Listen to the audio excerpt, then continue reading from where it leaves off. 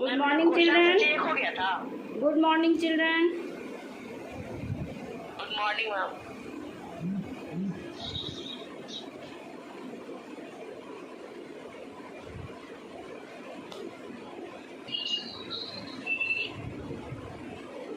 Yesterday you had read chapter microorganisms, in which you have studied microorganisms are our foes as well as friends. Why they are friends? Because they are very useful for us, that you have studied. And why they are our foes? Because they are very harmful also.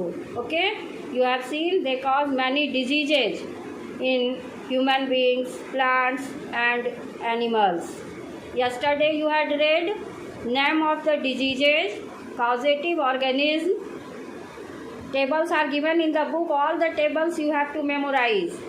First table was diseases caused by microorganisms, like bacteria causes TB, tuberculosis, typhoid, tetanus, pneumonia. All these diseases are caused by bacteria. Then you have read viruses also cause diseases like common cough and cold, influenza, measles, mumps or AIDS, etc. Protozoans cause diseases like sleeping sickness, malaria, etc. So you have read. Can you name two diseases caused by fungus? Any one of you? Yes. Yes, very. Yes, correct answer. Ringworm and athlete's foot is caused by fungus. Table में दिया हुआ है कि animals के contact में भी malaria होता है. क्या दिया है? मैम जैसे मैम टेबल में दिया हुआ है animals direct contact example being bitten by a rabbit dog through vectors that spread disease. तो इससे रिलेटेड डिजीज है रेबीज एंड मलेरिया. तो मैम ये एनिमल से भी मलेरिया होता है. तो एनिमल में ही आता है mosquito. Mosquito is also animal.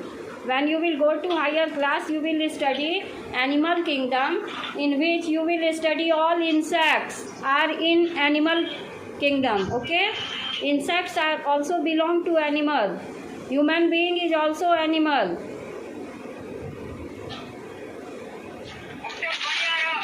Mosquito is an insect, so it is also an animal. And malaria is caused by protozoan, plasmodium, and it is transmitted by insect mosquito. Today you will learn. So you have read diseases are caused by microbes in plants also, like citrus canker, smut of rice, rust of wheat. All these diseases are caused by fungus in plants. Late blight is a disease. Children, you should underline late blight. It is a disease which caused Irish famine because of the destruction of potato crops. Very important. Underline it. What is late blight? It is a disease caused by fungus in plants. Which plant? Potato crops. Irish famine was caused, and what was the reason of Irish famine? Destruction of potato crops. Due to which disease? Late blight of potato. Late blight of potato is caused by fungus. समझ में आई बात? Late blight एक disease है जो कि fungus से होता है प्लांट में.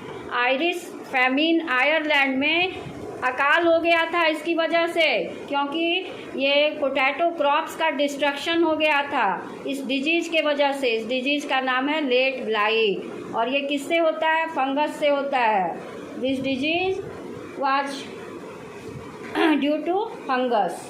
Complete destruction of potato crop due to disease late blight caused by a fungus. Underline it. Irish famine in 1740 or 41 was caused by fungus due to destruction of potato crops. Have you underlined? Yes, ma'am. Yes, ma'am. very important. Now today you will read food poisoning. Today you are going to start topic food poisoning. Okay? When we intake contaminated food, we suffer from this food poisoning disease. What are the symptoms of food poisoning? Severe abdominal pain, पेट में बहुत तेज दर्द, nausea, जीभ मिचलाने लगता है, vomiting जैसा मन होने लगता है, nausea, severe abdominal pain and diarrhea and dehydration. These are the symptoms of food poisoning. Sometimes when you go to party and the food is not prepared with hygiene, then person may suffer from food poisoning due to intake of contaminated food. Generally it happens when you attend some party, when you go to picnic, the food is cooked in mass scale and the hygiene is not there, the food is not covered, or the cook who is cooking the food is not washing his hand properly, or due to all these reasons the person may suffer from food poisoning. So if we intake contaminated food, we can suffer from food poisoning.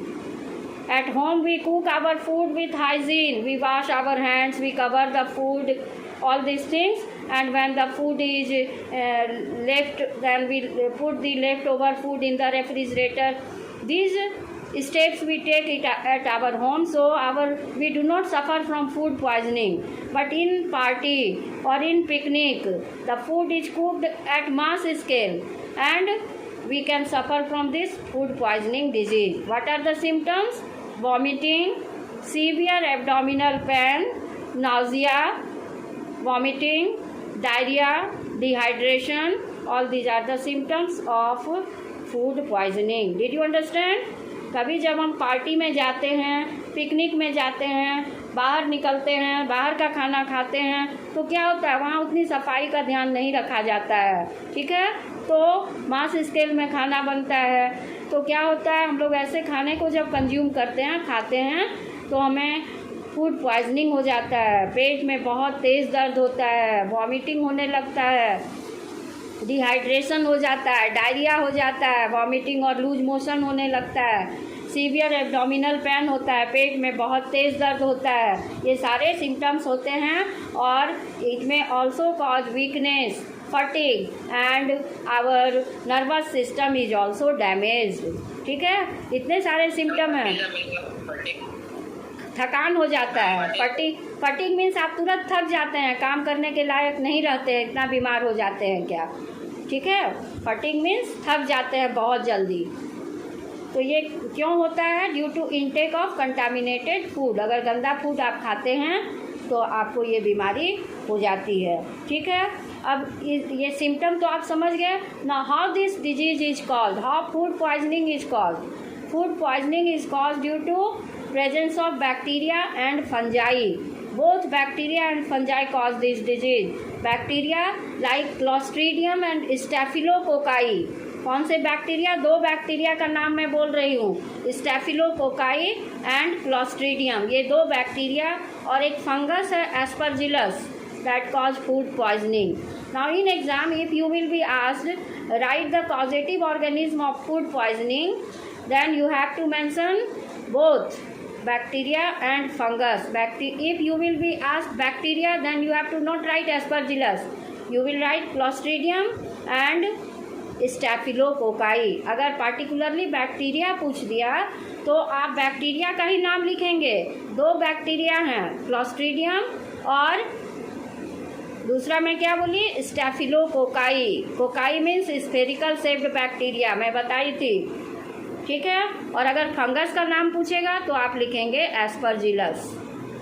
ये दो चीज़ food poisoning करते हैं। ठीक है बच्चों? Yes ma'am.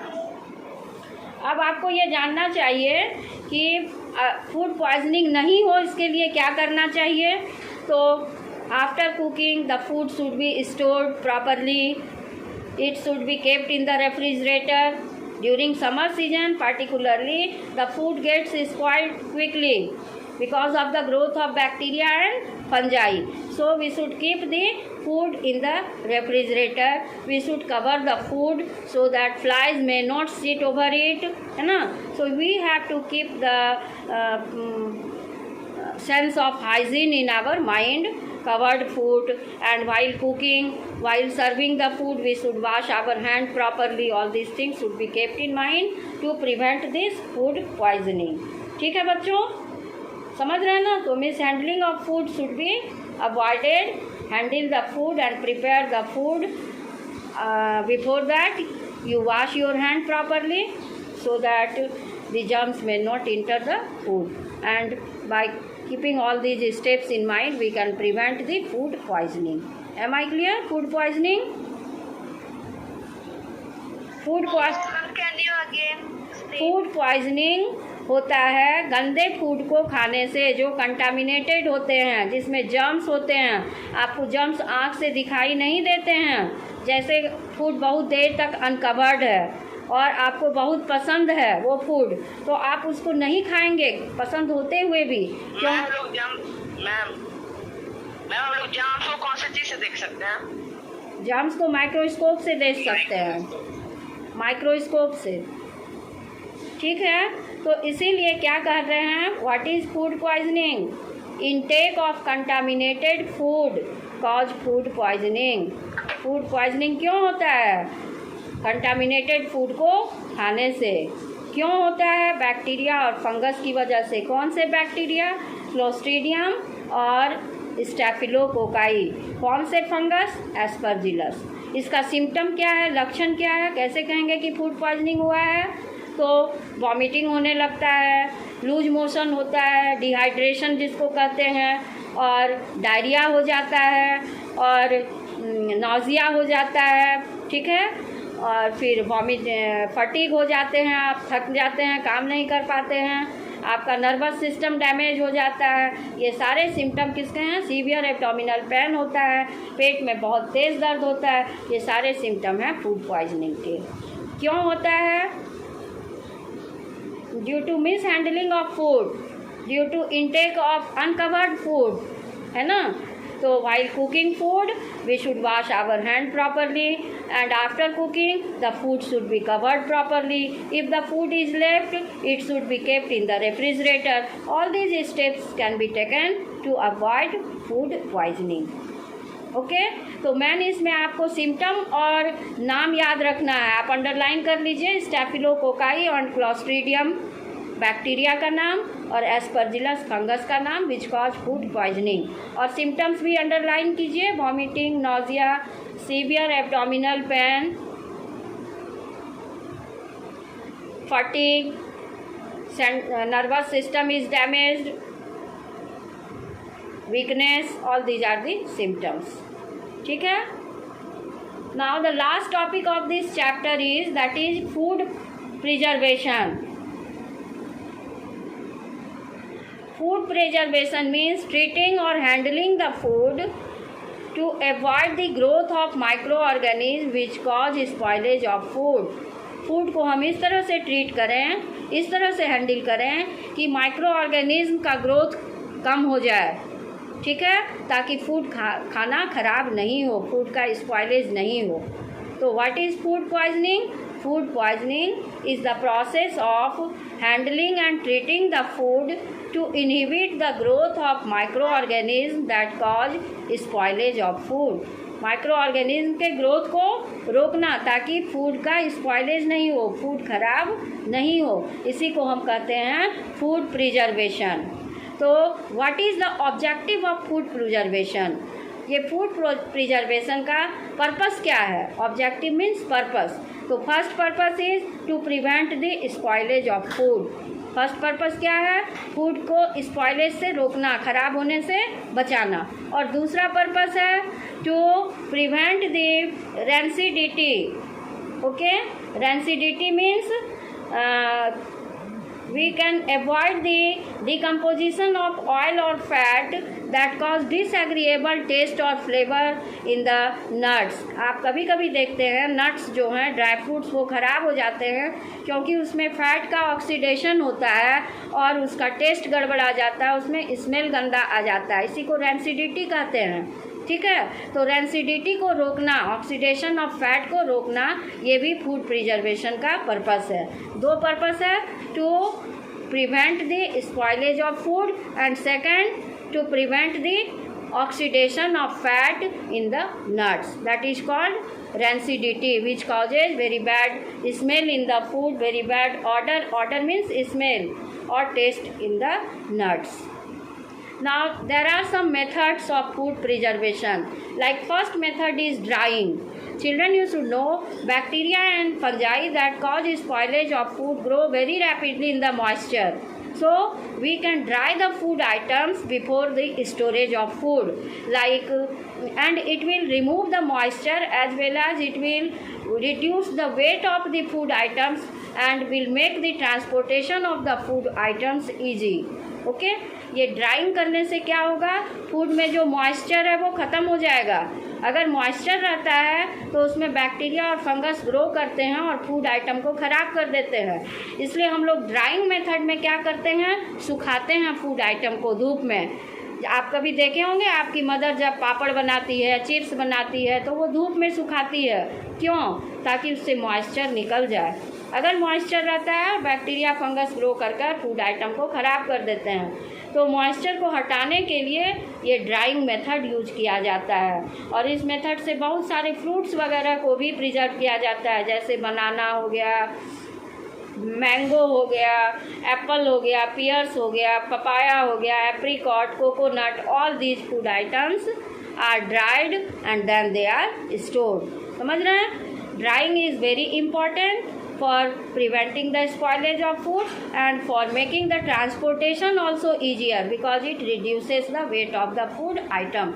जब आप food item को धूप में सुखाते हैं तो उसका वेट भी कम हो जाता है, इसलिए उसका ट्रांसपोर्टेशन भी इजी हो जाता है। एक जगह से दूसरी जगह भेजने में वेट कम होने से आसानी होती है। ठीक है, समझ गए बच्चों? Drying or grains are also preserved by drying method. Grains like rice, wheat, maize, millet, all these are dried in the sunlight and then they are preserved so that moisture may not remain there, because in the moisture bacteria and fungi grow and then they cause spoilage of food. तो first method है drawing. Drawing का purpose है moisture को हटाना ताकि food item का wait भी कम हो जाए और ट्रांसपोर्टेशन भी इजी हो जाए और उसमें फूड ख़राब नहीं हो। जैसे कुछ फल को मैं बताई, बनाना, पपाया और मैंगो, ये सारे फल को भी प्रिजर्व किया जाता है ड्राइंग मेथड से। Now in the exam you will be given some food items and you will be asked this food item is preserve by which method, like apple, banana, apricot, ये सारे food item का नाम दे देगा और method of preservation पूछेगा तो आप क्या लिखेंगे? ड्राइंग। और अगर ग्रेन्स पूछ देगा, अनाज, चावल, दाल, गेहूँ, तो क्या लिखिएगा? ड्राइंग। ठीक है, हाँ। तो क्यों किया जाता है drying? To remove the moisture and to prevent the growth of bacteria and fungi. ठीक है, to inhibit the growth of bacteria and fungi the moisture is removed. आपने पढ़ा है कि मॉइस्चर में बैक्टीरिया और फंगस जल्दी ग्रो करते हैं, इसलिए मॉइस्चर को हटाने के लिए ड्राइंग मेथड है। नेक्स्ट मेथड है preservation by using salt and sugar. Salt and sugar also remove moisture from the food item. Salt और शुगर भी जो है फूड आइटम से मॉइस्चर को हटाता है। ठीक है, जैसे व्हेन वी मेक पिकल्स, जब हम अचार बनाते हैं तो क्या डालते हैं? Very good quantity of salt is added to the pickles to prevent it to prevent the growth of bacteria and fungi. ठीक है ना, इसलिए अचार को मॉइस्चर वाले स्पून से भी नहीं निकालना चाहिए और भींगे हाथ से भी नहीं निकालना चाहिए, क्योंकि वो अचार तुरंत ख़राब हो जाएगा, उसमें बैक्टीरिया और फंगस ग्रो करेगा जो आपको आँख से दिखेगा नहीं, है ना। तो ये by adding salt and sugar we can preserve pickles, jam and jellies. आप देखते हैं जैम और जेली बनाने में हम लोग चीनी बहुत डालते हैं, और चीनी वाले सामान में भी बैक्टीरिया फंगस ग्रो नहीं करता है और फूड ख़राब नहीं होता है, बहुत दिन तक हम लोग उसको प्रिजर्व कर सकते हैं। ठीक है, आप देखते हैं फिश और मीट, उसमें भी हम लोग अगर स्टोर करना कुछ दिन रखना चाहते हैं तो उसमें सॉल्ट अच्छे से डाल के तब रखते हैं तो ख़राब नहीं होता है। तो you know preservation can be done by the use of sugar and salt. Sugar and salt also removes moisture from the food item, and food items can be stored by this method like meat, fish or pickles, jam, jellies etc. अब आपको पूछ देगा how can we preserve jam and jelly, तो क्या लिखिएगा? By adding sugar as a preservative, sugar and salt. ठीक है, next we can preserve food items by using preservative, chemical preservative like we use vinegar for making pickles, vinegar that contains acetic acid CH3COOH। ठीक है, तो vinegar में भी acetic acid होता है और ये भी फूड आइटम को प्रिजर्व करने के लिए यूज किया जाता है। तो प्रिजर्वेशन बाय यूजिंग विनेगर और acetic acid. We can use phosphoric acid and citric acid also for preserving which food item you can underline fruit drinks and carbonated beverage। Question में पूछेगा आपको 1 मार्क्स के question में which preservative is used for the preservation of fruit drinks और carbonated beverage, ये दो चीज। beverage you understand? Citric। Beverage you understand? Drinks like coffee, tea, fruit drinks, all these are beverage. Alcohol, all these are beverage. So for the preservation of carbonated beverage and fruit juices, what do we use? We use preservative. Which preservative? Citric acid and phosphoric acid. Add कीजिए, इसको कीजिए, underline कीजिए, citric acid and phosphoric acid for the preservation of carbonated beverage and fruit drinks। Underline किया आपने बच्चों? Yes, ma'am. तो Yes, ma'am. हाँ, तो आप ये देख रहे हैं कि एसिटिक एसिड विनेगर में रहता है, वो भी यूज होता है। फिर आपने पढ़ा फॉस्फोरिक एसिड, साइट्रिक एसिड, ये भी यूज होता है किसको प्रिजर्व करने के लिए? कार्बोनेटेड बिवरेज को और फ्रूट ड्रिंक्स को। ठीक है, अब आप देखिएगा we use chemical preservatives like sodium metabenzoate. नाम अंडरलाइन कीजिए, सोडियम मेटाबेंजोएट। केमिकल प्रिजर्वेटिव्स का नाम है sodium metabenzoate, potassium metabisulphite. These are chemical preservatives which is used to preserve tomato sauce, soya sauce etc. आप पढ़े होंगे इंग्रेडिएंट्स में ये भी रहता है chemical preservative. We can preserve preservation using chemical preservatives में जेलीज एंड पिकल भी है और उसको प्रिजर्व करने के लिए सॉल्ट एंड शुगर भी यूज किया जाता है। हाँ, तो सब है। All these are preservative, sugar and salt और एसिटिक एसिड, विनेगर और citric acid, phosphoric acid, these are also preservatives and chemical preservatives। sodium metabisulfite, potassium KMS, potassium metabisulphite, sodium benzoate, ये सारे नाम आप लर्न कर लीजिए।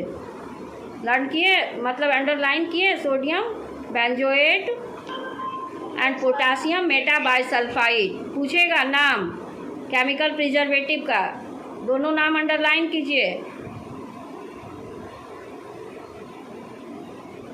Have you underlined? Yes, ma'am. Yes, ma'am. This is the preparation of board exam, children. During board exam, this type of questions will be asked. When I teach you the chapter, that time only I discuss. Okay, so when I say this is important, immediately you should write in the book. You will be asked, name 2 chemical preservatives. What you will mention? Sodium benzoate and potassium metabisulfite. Okay. Now next method of food preservation is pasteurization. Pasteurization is a method in which milk is preserved. Milk is boiled and then it is cooled down and then it is preserved in the bottle or packet. This pasteurization kills the microorganism, but some microorganisms are not killed. All microorganisms are not killed by pasteurization. So after bringing it at home, we boil the milk to kill the remaining microbes. दूध जो pasteurised होता है, आप देखते हैं ना milk में लिखा रहता है पैस्चराइज्ड मिल्क, तो पैस्चराइजेशन से माइक्रोब्स मर जाते हैं, लेकिन फिर भी कुछ माइक्रोब्स जो है वो नहीं मरते हैं, तो जब हम लोग बॉयल करते हैं फिर वो मरते हैं. तो ये है pasteurisation method. The milk is boiled. The temperature use during pasteurisation is 100 degree Celsius और in Fahrenheit it is 212 degree Celsius. Milk is boiled for half an hour and then it is cooled down to -10 degrees Celsius and then it is packed in the polythene or bottle. Okay. So pasteurization method was discovered by Louis Pasteur.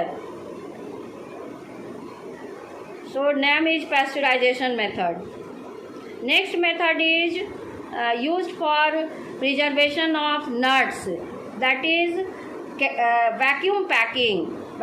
In vacuum packing, the food items are stored in airtight container or bottle or bag.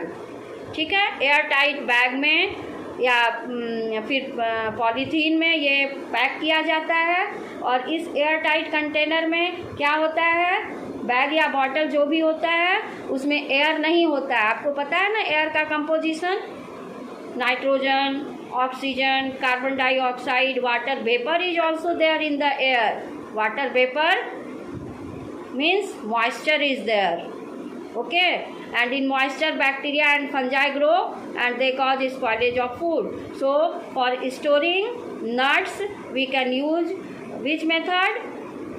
Vacuum packing. Vacuum packing means the food items are stored in airtight bottle or airtight bag in which bacteria and fungi do not grow, and it is particularly used for the storage of nuts, dry fruits को ही इस method से हम लोग preserve करते हैं, क्योंकि nuts में oxidation of fat हो जाता है. फैट होता है, उसका ऑक्सीडेशन होने से उसमें एक गंदा सा स्मेल आ जाता है, जिसको आपने अभी पढ़ा था rancidity. Disagreeable odor and taste develops in the nuts due to oxidation of food, that is called rancidity. ठीक है ना, इसीलिए नट्स को किस में प्रिजर्व किया जाता है? एयर टाइट बॉटल और एयर टाइट बैग में. नट्स मतलब समझ रहे हैं ना, आमंड देखते हैं आप, बादाम तो पैकेट में रहता है, या फिर वालनट, जो भी आपके नट्स हैं उनको कहाँ, पीनट्स, सबको किस में प्रिजर्व किया जाता है? एयर टाइट कंटेनर में, एयर टाइट बॉटल और bag. This method is called vacuum packing. ठीक है. नेक्स्ट मेथड आप देखिएगा, वो है कैनिंग. इसमें फूड आइटम को पहले कुक किया जाता है और उसको रखा जाता है स्टेरलाइज कैन में, इसीलिए नाम है कैनिंग. कैन को स्टेरलाइज किया जाता है और फूड आइटम को कुक करके कैन में डाल दिया जाता है. फिर कैन को सील किया जाता है और फिर उसको बॉयल किया जाता है. तो ये फूड आइटम को काफ़ी दिन तक प्रिजर्व किया जाता है. आप मॉल वगैरह जाते हैं तो कैन में ख़रीदते हैं ना बहुत सा चीज़, तो इसी मेथड को कैनिंग कहते हैं. अगर कैन फूल जाए, कहीं पर पफिंग हो जाए, तो उसको आप कभी नहीं खरीदिए, क्योंकि ये इंडिकेट करता है कि उसके अंदर जो फूड आइटम है वो ख़राब हो चुका है. ठीक है. Enlargement or puffing of can indicates that the food item is spoiled inside the can.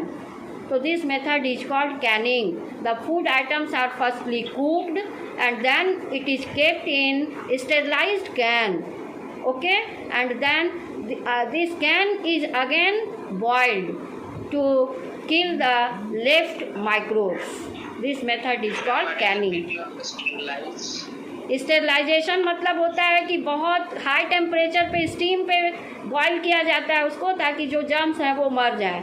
जैसे आप देखिएगा कभी भी ऑपरेशन वगैरह होता है सर्जरी, तो स्टेरिलाइज्ड इंस्ट्रूमेंट यूज किया जाता है. स्टेरिलाइज सीजर्स, फॉर्सेप्स, सारे इंस्ट्रूमेंट. स्टेरिलाइज मतलब स्टीम में उसको किल कर दिया जाता है माइक्रोब्स को. तो मैम कुछ न्यूट्रिएंट्स भी डिस्ट्रॉय नहीं होते? हाँ, न्यूट्रिएंट्स डिस्ट्रॉय, वो कैन को स्टेरिलाइज किया जाता है, न्यूट्रिएंट्स को नहीं स्टेरिलाइज किया जाता है. कैन को स्टेरिलाइज कर लिया जाता है और उसके बाद फूड को कुक किया जाता है, खाना को बनाया जाता है, फूड आइटम को, फिर उस कैन में डाला जाता है, फिर कैन को सील किया जाता है, बंद किया जाता है, फिर कैन को बॉईल किया जाता है ताकि उसके अंदर फूड काफ़ी दिन तक प्रिजर्व रहे. तो this method is called Canning. Did you understand? Yes, ma'am. तो हाँ, तो कैंड फूड आप लोग बाज़ार में ख़रीदते हैं ना, वो कैनिंग मेथड से स्टोर किया जाता है. Next is freezing. All of you should know children that at low temperature bacteria and fungi do not grow. Some food items are kept in the refrigerator, in the deep freezer also, where the temperature is -18 degree Celsius. 0 degree Celsius पे से भी नीचे रहता है, -18 degree Celsius deep freezer में. और वहाँ हम लोग प्रिजर्व करते हैं फूड आइटम को ताकि फूड आइटम ख़राब नहीं हो. ठीक है. With this your chapter is complete. If anybody has any problem, any query, then ask me. I will clear your doubt, and time is also going to be over. Otherwise I will raise some question. नहीं, अभी तो नहीं देख पाई थी, मैं थोड़ी ज़्यादा busy हो गई थी. मैं देख लूँगी फिर आपको बता दूँगी. Use of microorganisms in plants में यूज इन एनर्जी और फूड प्रोडक्शन समझा. Microorganisms are used in the production of fuel. Fuel means a substance which burns in presence of air and produces heat and light energy. जैसे coal, petrol, diesel. In the similar way, methane and ethanol are also fuels. Methane और ethanol भी fuel है. Ethanol मतलब ethyl alcohol भी बोलते हैं. दो नाम मैं बोल रही हूँ. मीथेन, ये आप देख रहे हैं फूड पॉइजनिंग का सारा लिखा हुआ है. अब मैं इसको बता रही हूँ. Some of you are asking about how microorganisms help in production of fuel. This is your question. Okay? यही question है ना? Yes, ma'am. How microorganisms are useful in production of fuel?